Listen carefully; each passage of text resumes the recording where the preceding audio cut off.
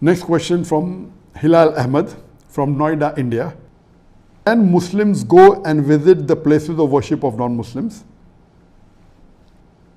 Depends upon what is your purpose to visit the places of worship of the non-Muslims.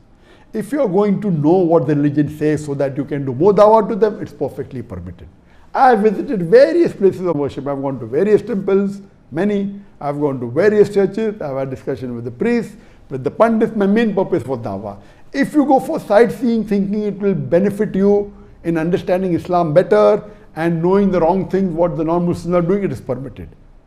But if you go to a house of worship of a non-Muslim, like many Muslim politicians do in India and in other parts of the world, that they want to show that they believe in other religions. So if they go for the inauguration of a temple, that's totally prohibited.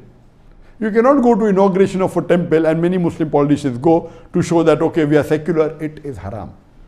You cannot endorse a place of worship of the non-Muslims. You cannot endorse a temple or a church. So if you are going to show to the people that you believe that the other religion is also correct and you visit that place, it is forbidden. But if you are going to understand the religion better so that you can do dawah, it's perfectly all right. If you go for sightseeing, as long as that sightseeing doesn't take you away from Islam and your Islam is strong and you understand the non-Muslim religion so that you can do dawah to them, it is perfectly fine to visit the places of worship of the non-Muslims.